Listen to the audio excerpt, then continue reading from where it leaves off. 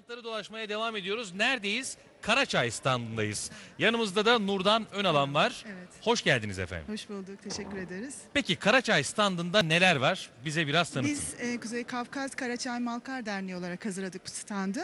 Burada gördüğünüz gibi yöresel yiyeceklerimiz var. Artı giysilerimizi ve özel işlerimizi size tanıtmak istiyoruz. Evet Karaçay efendim. kültüründen bahsetmek istiyoruz biz size. Buyurun. Evet. İsterseniz önce yiyeceklerimizle başlayalım. Burada gördüğünüz bir et için dediğimiz bir özel böreğimiz var. Büyük misafirlerimiz geldiğinde ikram ediyoruz biz ya da düğünlerimizde ikram ediyoruz. Büyük misafirliğe Evet, derken? yani bizim tamada diye ifade ettiğimiz misafirler, ağır misafirlerimize Evet, ağır misafir. evet, Peki. ikram ediyoruz. Mayalı hamurdan yapılmış. İçine özel etimiz hazırlanıyor. İşte su biraz katılıyor. Soğan ve sarımsakla baharat hazırlanan bir iç hazırlıyoruz.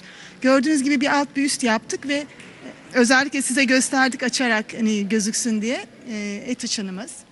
Yine Evet, aynı acaba şekilde sevgili seyircilerimiz görüyorlar mı? Onu hemen bizler için açmışlar. Evet. Şöyle kaldıralım.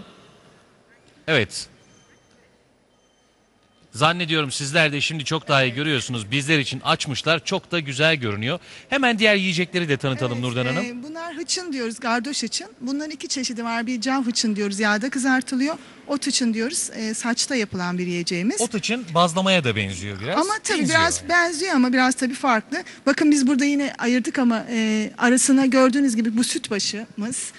Evet, sütbaşının arasına koyuyoruz şöyle. Evet, sütbaşı efendim. Evet. Sütbaşının Sıcakken arasına böyle sürüyoruz ve tabii bu yağ olduğu için lezzetli oluyor tabii sıcakken ki. onu da gösterelim. Sıcakken arasına koyuyoruz sütbaşını, Evet, değil mi? evet, Tamam. öyle yiyoruz. Bir sunuş şeklimiz oluyor aynı zamanda. Yine gördüğünüz gibi etimiz var. Bu Evet, etimiz kuzu kaburga ya da bazen böyle burada olduğu gibi buttan yapılıyor. Evet, etimiz Evet. var. Onu da gösterelim sevgili seyirciler. Haşlama olarak yapılıyor ama yanında özellikle koyduk tuzluğumuz var. Özel yapılmış bir şey. Yoğurttan yapılıyor ve buna koparılıp batırılarak yeniyor. Bunun özelliği bu zaten. Bunun sosu koparıyorsunuz, Evet, batırıyorsunuz, o şekilde. cips gibi yiyorsunuz. Aynen öyle. Peki. Ama cipsten sağlıklı tabii ki. Evet. Evet, burada yine kak dediğimiz özel bir yiyeceğimiz var. Evet, mısır unundan yapılıyor. Onu da gösterelim hemen. Evet, şöyle yalnız evet. Suda mısır unu suya konuluyor ve üzerine tereyağla açılıyor, gördüğünüz gibi tereyağı konmuş ve balla servis yapıyoruz bunu ya da pekmezle tatlandırıyoruz. Böyle bir ikram şeklimiz oluyor.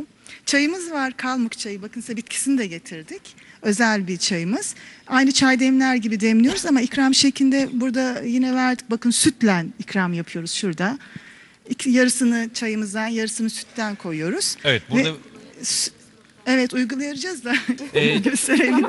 söylemiş olalım. Evet. Şimdilik söylemiş Aha. olalım. Süremiz de çok Karabiber dar. ve tuzdan ikram yapıyoruz. Bunun ilginç yanı bu. Yine Çayı hemen karabiber ve tuzla ikram ediyoruz. Bakın bu mevsimde mesela ne kadar güzel bir şey çay. Domuz gribine karşı. Evet, evet, yani çok sağlıklı bir içecek. Ve yine kertme suyumuz. Ben hızlı bir şekilde gidip anlatıyorum, Evet. dikkat ediyorsanız. Kertme. Kertme küçük armut aslında, doğada ormanlarda da bulunurmuş. Bunları şeker de katmadan kendi suyla yapılan, 20 gün bekletilerek yapılan bir içecek. Küçük armut suyu. 20 Evet, gün bekliyor. alıçla da yapılıyormuş. Bu da özel bir içeceğimiz, ikram yapıyoruz yine böyle misafirlerimize. Bunlar ikram içindi. Bakın tereyağımız için size çıkır getirdik, orada nasıl yapıldığını göstermek için. Buyurun tabii ki. Afiyet olsun Levent'ciğim. Bu arada ben sizi de biraz öne doğru almak istiyorum. Sizinle de biraz sohbet edelim. Evet. Olur mu? Ben bir de şu tuzu Tabii güttüğü ki. hemen bir tanıtayım. Hemen. Ondan sonra size vereyim, Hemencik, işlerimizi tamam. de tanısınlar. Yalnız alışık olmayan birisi için mayhoş bir tadı varmış kertme Evet. suyunun. Biraz etkili. Evet. Ama Levent konuşamayacak güzeldi. programda artık. Ben devam Evet, edeceğim. ama kendi biliyorum. şeker yok yani, kendi tadıyla olan bir şey, o yüzden. Yok çok iyi. Güzel. Böyle insanı İşte, bir anda dişleştirir. canlılık veriyor Evet, insana evet. böyle. Öyle bir şeymiş. Evet. Şimdi bunlar ikram yiyeceğimiz ama bakın şurada tuzlu güttü dediğimiz özel bir hamurumuz da var. Bunu gençler yapıyor. Düğünlerimiz olur bizim. Misket gibi. Misket gibi küçük küçük hazırlanıyor. Gördüğünüz gibi şekilleri de böyle. İçinde tuz adı üzerinde. Özellikle fazlaca tuz katılıyor. Nasıl yapılıyor? Niye yapılıyor? İşte bunlar düğün sonunda gençler bir araya toplanıyorlar. 7 kapıya gidiyorlarmış, 7 eve. 7 evden ayrı ayrı hamurunu, tuzunu, işte ununu, tuzunu alıyorlar. 7 ayrı çeşmeden suyunu alıyorlar. Böyle bir hamur hazırlıyorlar tuzluca. O tuzlu hamuru yiyorlar. Ondan sonra hiç konuşma da yok tabii bu arada. Ve öyle yatıyorlar suda içmeden. İşte gece rüyalarında evlenecekleri kişiyi görüyorlarmış. Hay maşallah. Evet, Peki. evet, çok güzel bir şey. Nurdan Hanım, Evet. yemekleri anlatmakla bitmez. Bitmez, evet. Zaten öyle Evet. bir yemek kültürü varmış ki hemen burada kıyafetleri de gösterelim. Evet, hemen göstereyim. Aslında biz size canlı da örnek getirmiştik. Ama şöyle şuradan başlayalım. Genç kızlarımızı da alalım isterseniz buraya. Evet, hemen genç kızlarımızı, delikanlılarımızı alalım. Evet, burada Buradan da biraz çepkenlerimiz bilgi var. Hemen alalım buradan başlayalım. Sizi yanıma alayım. Tamam, ben şöyle. Konuşurken böyle anlatalım kameraya karşı. Evet, burada işlemesi özel. Bilmiyorum kamerada görecekler mi ama Ortaya doğru. şöyle yapalım. İşi özel gördüğünüz gibi. Sim Evet, sarma bunu dediğimiz bir saniye iş efendim. yapılıyor. Ortaya alalım. Evet. Evet. Ben yardımcı Mankenlerimizi de Mankenleri ortaya alalım, alalım. ortada Güzel gösterelim. kızları. Ben Tamam. eşlik edeyim onlara. Gelin Tamam. böyle dilerseniz. Buradan Sözü de böyle ben gösterelim. Duygu'ya vereyim. Sohbete Duygu orada devam etsin ama mikrofonu da vermem lazım. Tabii mikrofonsuz olmuyor. Nurdan Hanım buyurun, sizi de alalım Nurdan oraya. Hanım'ı bir de hanımefendiyi de alabilirsek yanınıza. Hoş geldiniz. Böyle tabii yüzümüzü ekranlara dönüyoruz. İzleyicilerimiz bu güzel yüzünüzü görsünler. Şöyle sıralanalım dilerseniz. Genç kızlar, yakışıklı beyler. Aman Allah'ım, bir beyefendi geliyor ki. Eyvah eyvah. Hoş geldiniz bir kez daha. İsminizi alabilir miyim? Teşekkürler Yıldız. Yıldız Hanım. Siz de Kafkas Evet. Derneği'ndensiniz. Karaçay Bu kıyafetleri bize biraz anlatabilir misiniz siz? Kıyafetlerimiz Nergis'ten başlayalım. Tamam, Nergis'ten İstersen. başlayalım. Alalım ortaya Nergis'i. Tamam. Kafkasya'da işlenmiş yani gerçek nakış şu anda da işleniyor. Şu ipleri ipektir. Ama şu anda mesela Brezilya ipi falan diyerek geçiliyor ya. Bu ipler yüzyıllar önce Kafkasya'da oluşturulan bir ip. Yani şunlar da aynı şekilde. Şu makreme ipi. Makreme bağlaması oluyor.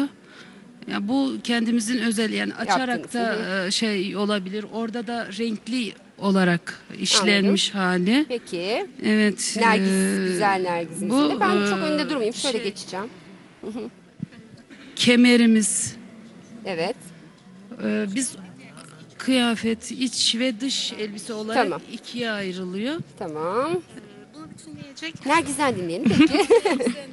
Bizim kıyafetlerimiz iç ve dış elbise olmak üzere ikiye ayrılıyor. Bu elbisenin üzerine onu bütünleyecek bir kemer kullanıyoruz. Benim elbisem özellikle yüzyıllar öncesine dayanan bir elbise. Bu anneden o kıza geçen bir kıyafet ve özellikle ben üzerindeki simgeleri göstermek istiyorum. Bu simgeler Kafkasya'da el işçiliğiyle dokunmuş, altın ve gümüş simlerden oluşturulmuş oka denilen simgeler. Bunları tabii ki kumaşlarımız yıprandığı için daha sonra başka kumaşlara aktararak yapıyoruz. Tamam. Bu elbiseyi annem benim için özel olarak dikti ve ben bunu büyük bir gururla üzerimde Çok taşıyorum. teşekkür ediyoruz Nergis'cim. İyi günlerde Kısa kullanın, kısa. iyi günlerde, Abi. güzel günlerde giyin. Hemen Kısa diğer... kısa hemen isimleri alalım biz kıyafetlerin. Çünkü vaktimiz kısıtlı. Mavi elbisemiz. Evet, mavi elbisemiz daha çok daha yani günlük giysi olarak Tamam. kullanılan bir giysimiz. Kırmızı. Kırmızı yine aynı şekilde bir değişik işçiliği Evet. karşımızda. Beyaz da aynı şekilde. Evet. Yine saçaklı cavluk diyoruz. Onlar özel işçiliği. Kepenek Kepeneğimiz. arkadaşımızın giydiği ve başında kalpağıyla beraber. Evet. Biliyorsunuz dağlık Kafkasya bölgede arası. yaşadığı için özel bir giysi olmuş oluyor. Bunlar da yine gençlerimizin özel gördüğünüz gibi fişeklikleri, kemerleri ve kamalarıyla hazırlanmış özel deri çizmeleriyle yine iç ve dış gömlekleriyle hazırlanmış giysilerimiz teşekkür oluyor. ediyoruz. Biz teşekkür ediyoruz Gençlerimize bize de bunu bir tanıtma kez daha. Evet, imkanı bu da verdiğiniz için. Karaçay takım elbisesi. Ben araya Karaçay polis. korsan girdim.